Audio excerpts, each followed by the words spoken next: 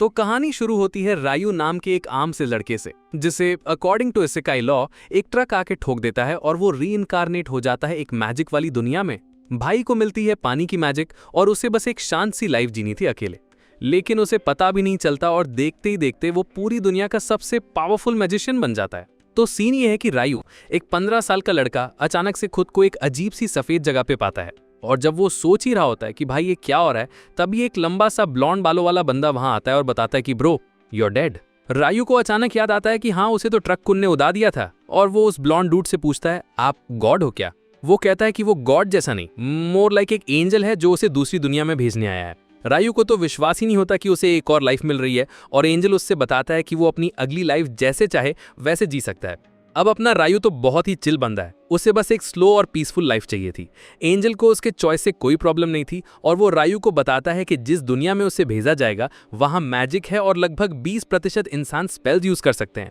रायू के पास water magic का talent है और एंजल उससे बताता है कि उसे एक जंगल के बीच में एक सेफ हाउस पर ड्रॉप किया जाएगा क्योंकि उसने स्लो लाइफ चुनी थी। वहां 2 महीने तक का खाना होगा और एक इनविजिबल बैरियर भी होगा जो मॉन्स्टर्स को दूर रखेगा। जल्द ही रायू की आंख उस घर में खुलती है और वो फौरन बाहर भागता है अपनी नई नई मैजिकल पावर्स टेस्ट करने। फिर वो अपना घर चेक करता है जहां एक ठंडे कमरे में कुछ फ्रोजन मीट और एक खाली बाथटब होता है। टेबल पर एक चाकू और 2 बिगनर लेवल की किताबें पड़ी थीं जो वहां के मॉन्स्टर्स और प्लांट्स के बारे में बताती थीं। उसके बाद वो फिर से बाहर जाके मैजिक के साथ एक्सपेरिमेंट करने लगता है।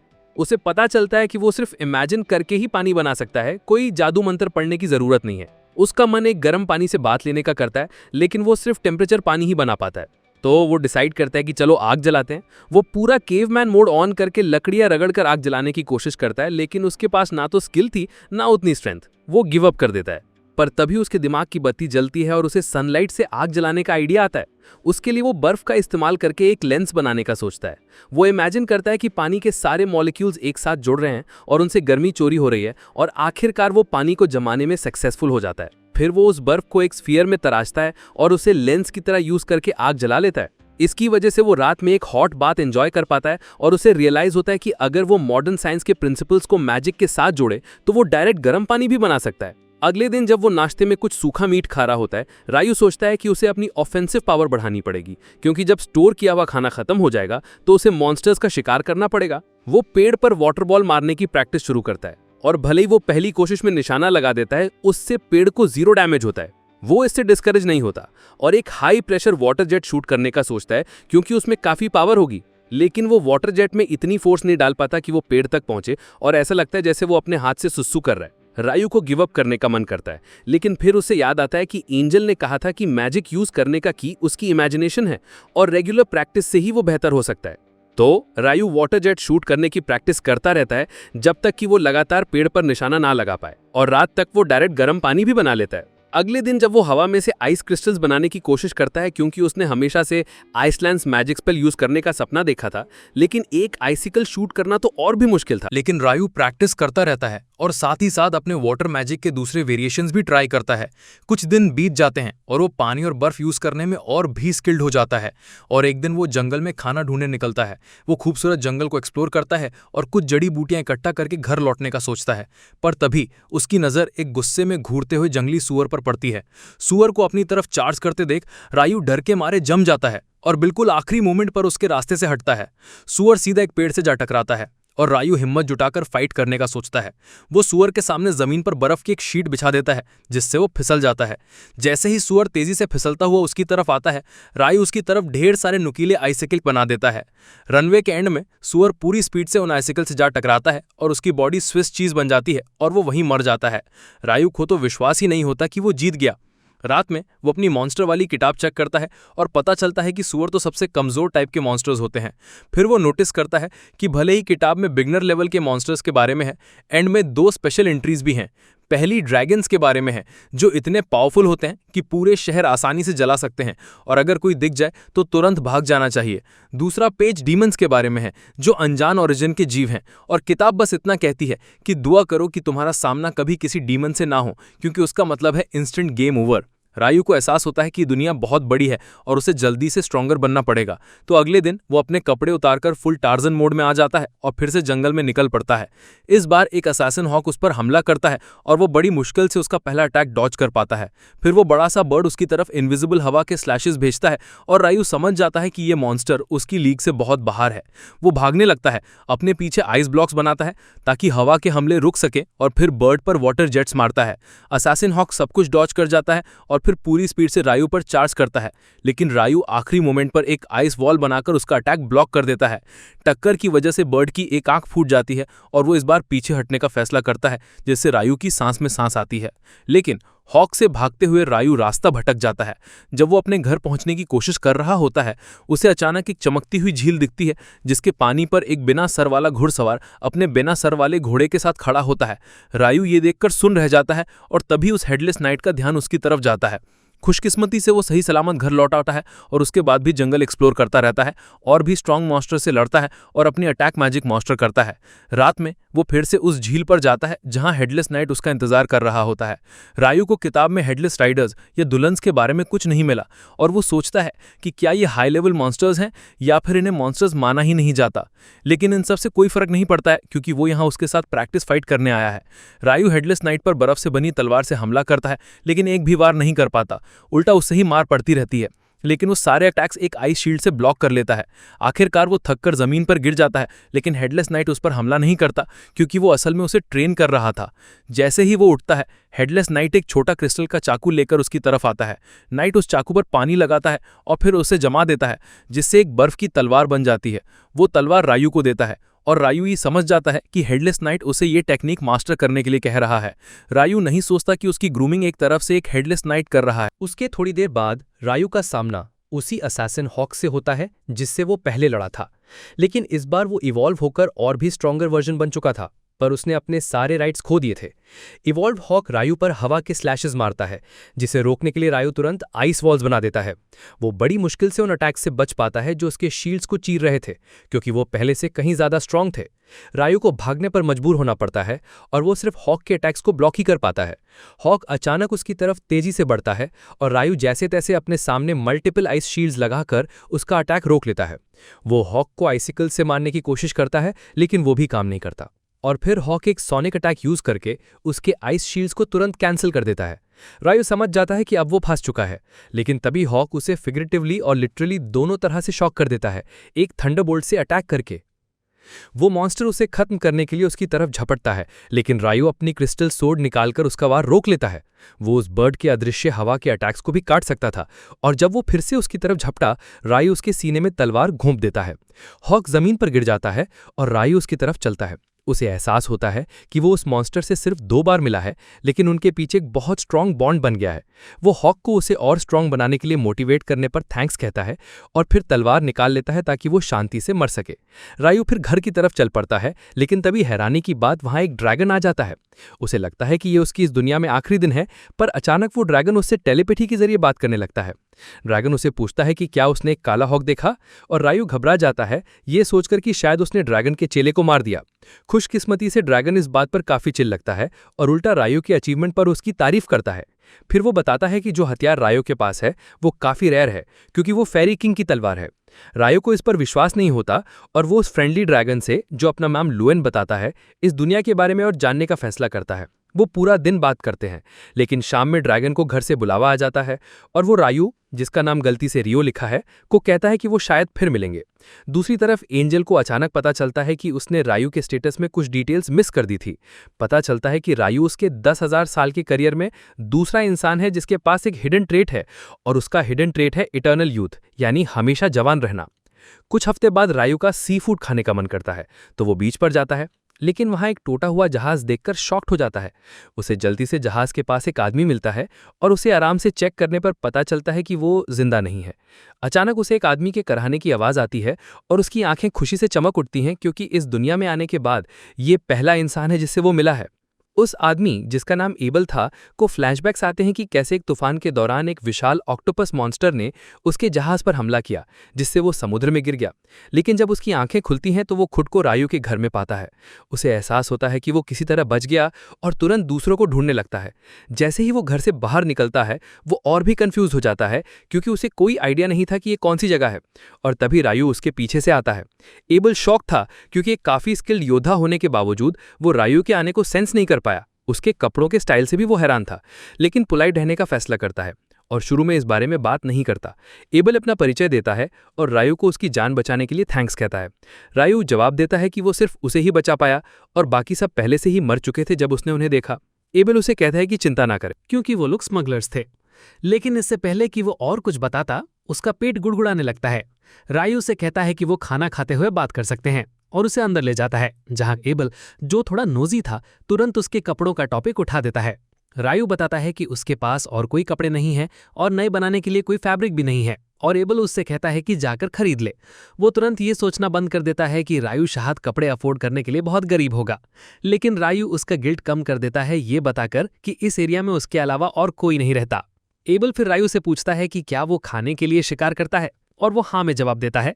अगला वो पूछता है कि क्या वो उसके लिए चाकू का इस्तेमाल करता है, लेकिन रायू अपनी वाटर मैजिक दिखाता है, ये कहते हुए कि वो ज्यादातर शिकार मैजिक से ही करता है। एबल इंप्रेस हो जाता है, क्योंकि दुनिया में सिर्फ आधे लोग ही मैजिक यूज कर सकते हैं और वो बाकी आधी पॉपुलेशन में से है जो नहीं कर सकती। ये रायू के लिए सरप्राइजिंग न्यूज़ थी, क्योंकि एंजल ने उसे बताया था कि सिर्फ 20% लोग ही मैजिक यूज कर सकते हैं। खैर, एबल रायू से कहता है कि उसे समुद्र के किनारे ले जाने को, क्योंकि उसे कुछ कंफर्म करना था। रास्ते में वो रायू से कहता है कि अगर वो किसी भी तरह के खतरे में पड़े तो फ्रंट लाइन्स उसे लेने दे। रायू जवाब देता है कि इसकी जरूरत नहीं है, लेकिन एबल इस बात पर अड़ा रहता है, क्योंकि वो हर बार बचाया जाने वाला नहीं बनना चाहता। रायू उसे अपनी मर्जी करने देता है और जल्द ही वो टूटे हुए जहाज तक पहुंच जाते हैं, जहां से सारी बॉडीज गायब हो चुकी थी। एबल सोचता है कि या तो मॉन्स्टर्स या समुंदर ने उन्हें ले लिया, और वो रायू को बचाने के लिए शुक्रिया कहता है, क्योंकि नहीं तो उसका भी यही हाल होता। एबल फिर कहता है कि उसे जो चीज ढूंढनी थी वो नहीं मिली और अभी के लिए वो अपने दोस्तों से मिलना चाहता है। लेकिन तूफान ने जहाज को बहुत साउथ में भेज दिया था और उसे कोई आइडिया नहीं था कि उसे किस दिशा में जाना चाहिए। अब अचानक उसे एक आइडिया आता है और वो रायू से पूछता है कि क्या वो उसके साथ आना चाहेगा। रायू ये सुनकर शॉक्ड हो जाता है और एबल कहता है कि वो उसकी मदद से अपना रास्ता ढूंढ सकता है और फिर वो उसे एक ऐसी नौकरी दिला सकता है जिससे वो बेटर कंडीशंस में जी सके। रायू उसके ऑफर के बारे में थोड़ी देर सोचता है और आखिर में एबल का गाइड बनकर शहर तक जाने का फैसला करता है।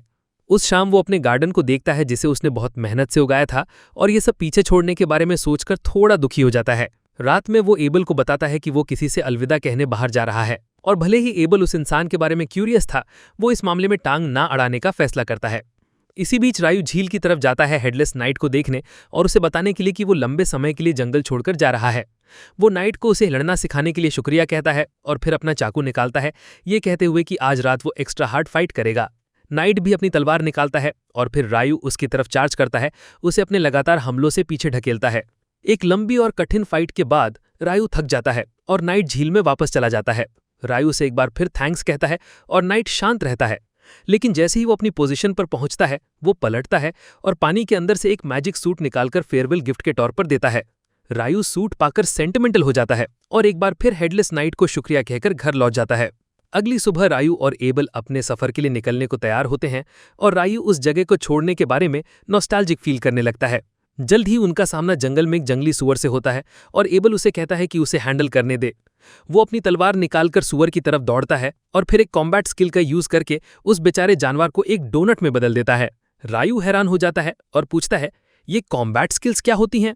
और एबल समझाता है कि जो लोग हथियारों से लड़ते हैं वो कॉम्बैट स्किल्स का इस्तेमाल करते हैं। वो रात में खोखले पेट में रुकते हैं और अगले दिन अपना सफर जारी रखते हैं। उन्हें एक दलदल में कुछ लिजर्ड मैन मिलते हैं और एबल उनसे भिड़ने के बजाय रास्ता बदलने का फैसला करता है, क्योंकि वो काफी स्ट्रांग होते हैं। लेकिन रायू सेंस कर लेता है कि रास्ता बदलने के बाद भी लिजर्ड मैन उनका पीछा कर रहे हैं और एबल उनसे लड़ने के लिए तैयार हो जाता है। रायू उसे बताता है कि वो बहुत ज्यादा है और वो भी अपनी मैजिक से लड़ेगा। एबल सोचते कि रायू अपने स्टाफ के बिना नहीं लड़ पाएगा, लेकिन वो तब शॉक्ड हो जाता है जब रायू अपने आइसिकल लैंसेस से 4 लिजर्ड मैन को एक झटके में उड़ा देता है। फाइट खत्म होने के बाद एबल रायू से उस स्पेल के बारे में पूछता है जो उसने अभी यूज किया। वो जवाब देते हैं कि ये बस रेगुलर आइसिकल लैंस था, लेकिन एबल बता दे कि उसके विंड मेज दोस्त मैजिक यूज करते वक्त एक बार में सिर्फ एक ही अटैक कर सकते हैं, पर उसने एक साथ 4 आइसिकल लैंसेस समन किए। रायू उससे कहते हैं कि ये जरूर विंड मैजिक की प्रॉब्लम होगी, क्योंकि वाटर मैजिक के लिए ये काफी नॉर्मल है। एबल इस बारे में ज्यादा ना सोचने का फैसला करता है और कहता है कि उन्हें अपना सफर जारी रखना चाहिए। लेकिन उससे पहले रायू बर्फ का इस्तेमाल करके 2 ग्लास बनाते हैं और उनमें पानी समन करता है। एबल नोटिस करते हैं कि उसने इस बार एक अलग जाप बोला और रायू ये कहकर बात टाल देते हैं कि उसने जरूर गलत सुना होगा। उसके बाद एबल रायू को एक सिक्का देता है और वो जोश में कहते हैं कि ये पहली बार है जब वो पैसे देख रहा है। एबल बिल्कुल हक्का बक्का रह जाता है, क्योंकि उसने हमेशा सोचा था कि रायू गरीब है, लेकिन उसने कभी नहीं सोचा था कि वो इतना गरीब होगा। फिर वो रायू को बताने लगता है कि सेंट्रल प्लेन्स में 3 बड़े देश है, जिनमें किंगडम ऑफ नाइटली, डेब्यूटी एम्पायर और हैंडलू फेडरेशन शामिल है। रायू डेब्यूटी एम्पायर को ट्रोल करने लगता है, क्योंकि उसे उसका नाम पसंद नहीं आता। और जब वो स्टूपिड नाम के बारे में बात कर रहा होता है, वो एक बड़े से खुले मैदान में पहुंच जाते हैं। अचानक वो अपने पास एक पत्थर को अपने आप हिलते हुए देखते हैं और एबल जल्दी से उसे 2 टुकड़ों में काट देता है। रायू भी एक वाटर शील्ड खड़ा कर लेता है ताकि उनकी तरफ तेजी से आ रहे पत्थरों को रोक सके, और एबल समझ जाता है कि वो रॉक गोलम्स के घोंसले में आ गए हैं। रायू पूछता है कि क्या गोलम्स ज्यादा इंसानों जैसे नहीं दिखते, लेकिन एबल सवाल का जवाब देने से पहले उनसे निपटने का फैसला करता है। वो सबसे पास वाले गोलम की तरफ दौड़ता है और उसमें एक छेद कर देता है, लेकिन गोलम जल्दी से घाव भर लेता है और उस पर हमला करने लगता है। एबल पीछे हट जाते हैं, ये कहते हुए कि उनके अटैक्स गोलम्स पर असर नहीं करेंगे। लेकिन तभी रायू को एक आइडिया आता है। वो हवा में एक बड़ा साइज क्यूब बनाता है और उसे गोलम्स के ऊपर गिरा देता है, उन्हें कुचलकर। एबल तो स्पीचलेस हो जाता है, क्योंकि उसने ऐसा स्पेल पहले कभी नहीं देखा था। लेकिन रायू उसे कुछ और बार यूज करके बाकी गोलम्स को भी हरा देता है।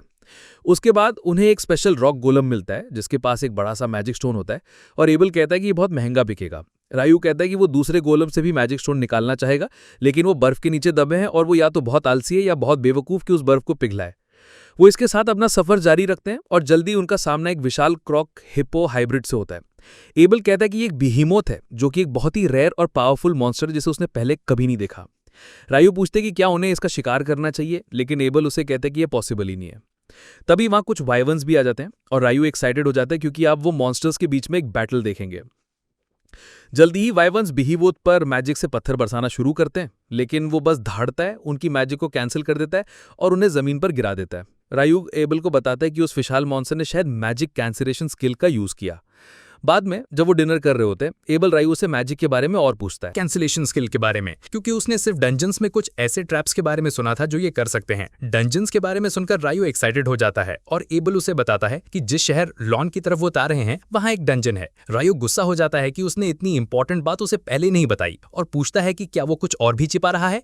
एबल उससे पूछता है कि क्या उसे कम से कम ड्वार्फ्स और एल्व्स के बारे में पता है, लेकिन रायू उसे डिटेल्स देने को कहता है। कुछ दिन बाद वो एक पहाड़ों की रेंज तक पहुंचते हैं और रायू कहता है कि पहाड़ों को पार करने के बाद उन्हें कोई इंसानी बस्ती मिल जाएगी।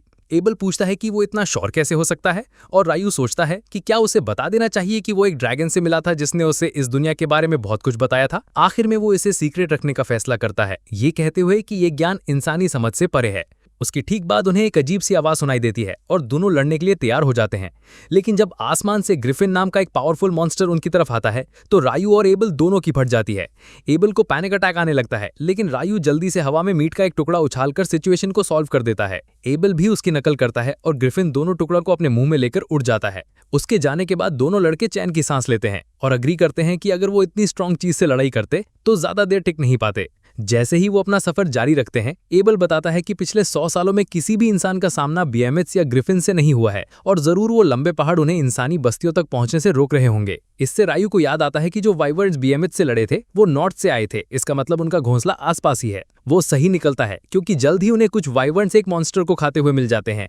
रायू लड़ना चाहता है, लेकिन एबल कहता है कि वाइवर्न्स जैसे स्ट्रॉन्ग मॉन्स्टर से लड़ने के लिए कम से कम 20 अनुभवी एडवेंचरर्स लगते हैं। रायू उससे कहता है कि वो फ्यूचर में लड़ाई से बच नहीं पाएंगे और पूछता है कि क्या बेहतर होगा अगर वाइवर्न जमीन पर पिन हो जाए। एबल हाँ कहता है, ये बताते हुए कि वो क्लोज कॉम्बैट में एक को हरा सकता है, और रायू तुरंत आगे बढ़ जाता है, एक लंबा सा झूठा स्पेल बोलकर सिर्फ 4 आइसिकल समन करने के लिए, ताकि वो वाइवर्न्स के पंखों में भोंक सके। एबल इस मौके का फायदा उठाकर उनके भेजे उड़ा देता है, लेकिन तभी वहां 2 और वाइवर्न्स आ जाते हैं। रायू इस बार बिना कोई स्पेल बोले उन्हें आइसिकल से नीचे गिरा देता है और एबल को शक होने लगता है।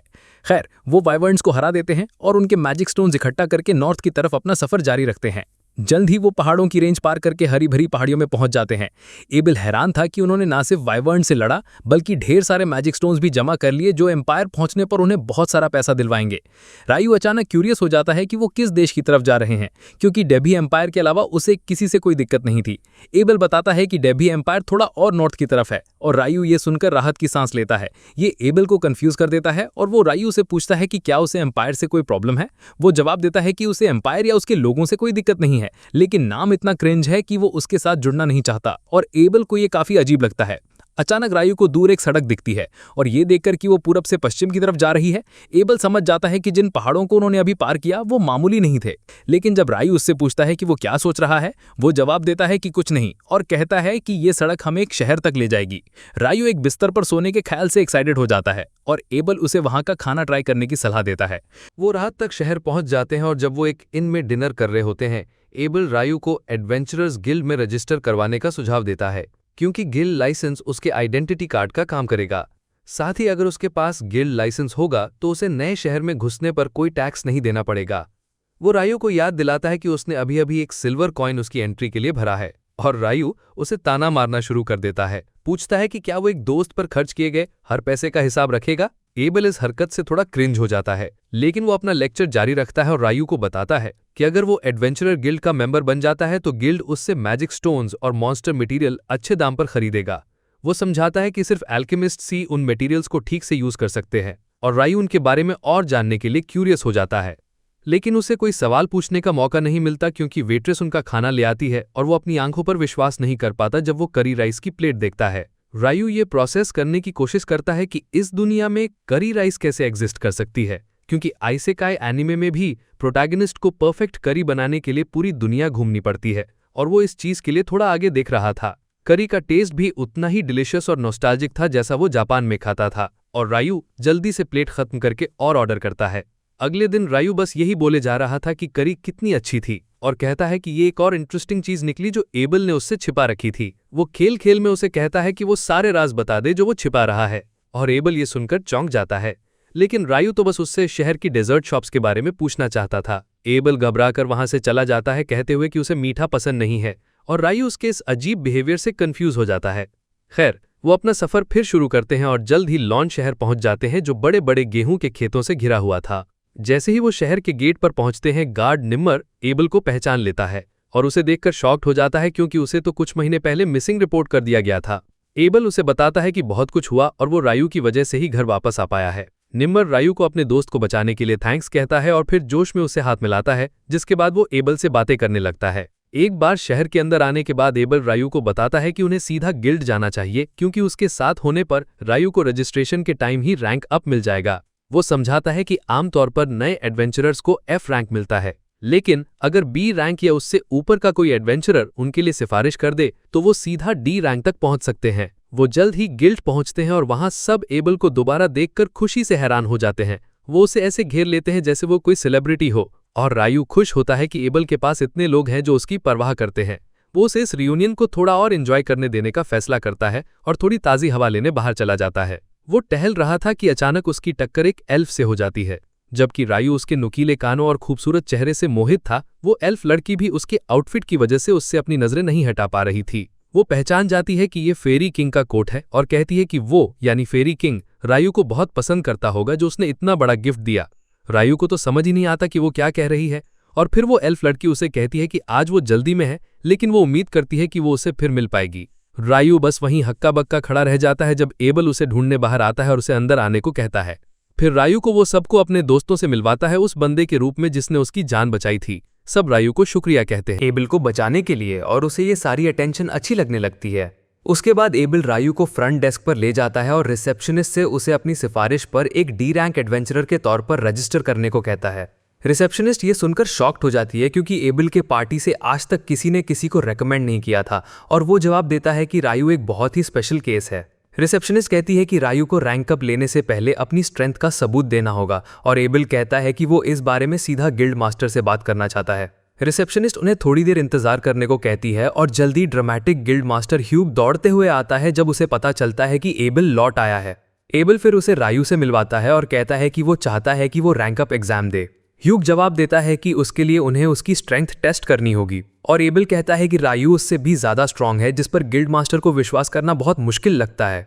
अपनी बात साबित करने के लिए एबल ह्यूग को वो सारे मैजिक स्टोन्स दिखाता है जो उन्होंने वाइवर्न से इकट्ठा किए थे और ह्यूग का तो दिमाग ही खराब हो जाता है। वो कहता है कि उनके पास जितने मैजिक स्टोन्स हैं उसका मतलब है कि उन्होंने इतने वाइवर्न्स का शिकार किया है जो पूरे देश को तबाह कर सकते हैं, और एबल उसे कहता है कि उसे मॉन्स्टर अटैक की चिंता करने की जरूरत नहीं है क्योंकि उन्होंने वाइवर्न्स को मलेफिक माउंटेन्स के साउथ में शिकार किया था। रायू क्यूरियस होता है कि क्या उस पहाड़ के नाम का कोई खास मतलब है, और ह्यूग कहता है कि उसने किसी ऐसे इंसान के बारे में नहीं सुना जिसने मलेफिक माउंटेन्स को सुरक्षित पार किया हो। वो दावा करता है कि वो इतने खतरनाक है कि सबसे हाई रैंकिंग एडवेंचरर्स भी वहां बिना किसी बहुत जरूरी वजह के नहीं जाते। उसे विश्वास नहीं होता कि रायू और ह्यूग एबल हिस्ट्री के पहले लोग हैं जिन्होंने ये कारनामा किया है, और वो तुरंत रायू का रैंक बिना टेस्ट के बढ़ाने के लिए तैयार हो जाता है। तभी एबल की पार्टी कमरे में घुस आती है और वो बहुत इमोशनल होते हैं क्योंकि उन्होंने सोचा था कि वो उसे फिर कभी नहीं देख पाएंगे। गिल्ड मास्टर उन्हें अपने दोस्त के साथ मिलने जुलने देता है जबकि वो रायू को रजिस्टर करवाने के लिए बाहर ले जाता है। रायू उसके पीछे जाता है लेकिन एबल उसे कहता है कि जब उसका काम हो जाए तो वो रिसेप्शनिस्ट के डेस्क पर इंतजार करे क्योंकि वो उसे एक स्पेशल जगह दिखाना चाहता है। उसके बाद ह्यूग रायू को अपने ऑफिस ले जाता है और बताता है कि एबल की पार्टी क्रिम्सन सॉर्ड उनकी सबसे स्ट्रांग और पॉपुलर पार्टीज में से एक है। रायू इससे ज्यादा हैरान नहीं होता और उसे इस बात की ज्यादा चिंता होती है कि क्या वो सच में शुरू से ही डी रैंक डिजर्व करता है। जवाब में ह्यूग उसे बताता है कि वो जानता है कि एबल कितना टैलेंटेड है, लेकिन वो ये भी जानता है कि वो अकेले एक वाइवर्न को नहीं हरा सकता। इससे उसे विश्वास हो जाता है कि रायू ने वाइवर्न से लड़ने में एक इंपॉर्टेंट भूमिका निभाई थी जो उसे डी रैंक के लिए क्वालिफाई करती है। तभी रिसेप्शनिस्ट ऑफिस में वो सामान लेकर आती है जो रायू को फॉर्मली एक एडवेंचरर रजिस्टर करने के लिए जरूरी था, और ह्यूग ये काम उस पर छोड़ देता है क्योंकि उसके पास बहुत पेपर वर्क था। रिसेप्शनिस्ट नीना अपना परिचय देकर शुरू करती है और फिर बेसिक इंटरव्यू के सवाल पूछने लगती है। वो फिर रायू को बताती है कि गिल्ड में रजिस्ट्रेशन के 300 दिन तक वो गिल्ड के लॉजिंग्स में रह सकता है, लेकिन उसके बाद उसे रहने के लिए कोई और जगह ढूंढनी होगी। अगला वो उसे डंजन एक्सप्लोरेशन पर उस कोर्स के बारे में बताती है जो गिल्ड उसके जैसे नए एडवेंचरर्स को ऑफर करता है, और रायू तुरंत जवाब देता है कि वो कोर्स में एनरोल करना चाहता है। नीना उसे कहती है कि वो 2 दिन बाद सुबह 9 बजे मीटिंग हॉल में आ जाए, और रायू ये जानकर शॉक्ड हो जाता है कि यहाँ घड़ियां भी हैं। नीना फिर असली रजिस्ट्रेशन प्रोसेस पर आती है और रायू को अपने सामने रखे क्रिस्टल डिवाइस पर हाथ रखने को कहती है। जैसे ही वो क्रिस्टल पर अपना हाथ रखता है, वो उसके बायोमेट्रिक स्कैन करता है और डेटा को ऊपर रखी मेटल प्लेट पर अपलोड कर देता है, जिसे उसके गिल्ड कार्ड में बदल देता है। नीना रायू को गिल्ड में ऑफिशियली रजिस्टर होने के लिए बधाई देती है और इसके साथ वो ऑफिस से निकल जाते हैं। उसके थोड़ी देर बाद एबल रायू को शहर का टूर कराता है, ये कहते हुए कि वो उसे कुछ कपड़े और एक स्टाफ खरीद कर देना चाहता है, उसे यहाँ तक एस्कॉर्ट करने के पेमेंट के तौर पर। रायू कपड़े मिलने पर खुश होता है, लेकिन वो स्टाफ के बारे में क्यूरियस था। एबल कहता है कि सभी मैजिशियंस को एक स्टाफ की जरूरत होती है, लेकिन रायू जवाब देता है कि वो बिना किसी टूल के आराम से मैजिक यूज कर सकता है। वो ये भी बताता है कि जब उसे क्लोज रेंज में लड़ना होता है तो वो तलवार यूज करता है, इसलिए एक स्टाफ उसके ज्यादा काम नहीं आएगा। एबल ये सुनकर हैरान हो जाता है, और वो तब और भी हैरान होता है जब रायू उसे बताता है कि जो छोटा सा चाकू उसके पास है वही उसकी तलवार है। खैर, रायू उसे बताता है कि उसे कपड़ों या स्टाफ से ज्यादा जरूरी चीज की जरूरत है, और वो है इस दुनिया के बेसिक्स के बारे में इंफॉर्मेशन। उसकी थोड़ी देर बाद उसे पता चलता है कि इस दुनिया में घंटे, दिन, हफ्ते और महीने बिल्कुल अर्थ जैसे ही हैं, और वो चीजें नापने के लिए मैट्रिक सिस्टम का भी इस्तेमाल करते हैं। अब उसे यकीन हो जाता है कि बहुत पहले अर्थ से कोई इस दुनिया में आया था और यहाँ चीजों के काम करने का तरीका बदल दिया, जिस वजह से यहाँ इतनी सारी जानी पहचानी चीजें हैं। तभी एबल स्टोर से वापस आता है रायू के खरीदे हुए सामान के पैसे देकर, और फिर वो उसे बताता है कि दिन का मेन इवेंट अभी बाकी है। वो रायू को एक बड़े से इन में ले जाता है जहां गिल्ड के उसके सारे दोस्त उसकी सलामत वापसी का जश्न मनाने के लिए मौजूद थे। वो पूरी रात पार्टी करते हैं और अगली सुबह नैना को रायू को बेल करा के उस जगह ले जाना पड़ता है जहां वो रहने वाला था। वो उसे एक कमरे में ले जाती है जहां 2 नए एडवेंचरर्स पहले से ही रह रहे थे, और ब्राउन बालों वाला लड़का अपना नाम नील्स और ब्लॉन्ड वाला इडो बताता है। वो उसका अपने कमरे में स्वागत करते हैं, और जैसे ही नैना जाती है नील्स इस बारे में बात करने लगता है कि वो उसे कितना पसंद करता है। इडो उससे कहता है कि अपनी लीग से बाहर की लड़कियों के सपने देखना बंद कर दे, और फिर वो रायू से गिल्ड के लॉजिंग्स के हाल चाल के बारे में छोटी मोटी बातें करने लगता है। अचानक नैना एक और नए रजिस्टर्ड एडवेंचरर के साथ कमरे में वापस आती है जो घबराते हुए अपना नाम अमोन बताता है, और चारों लड़के जल्द ही एक दूसरे के साथ घुल मिल जाते हैं।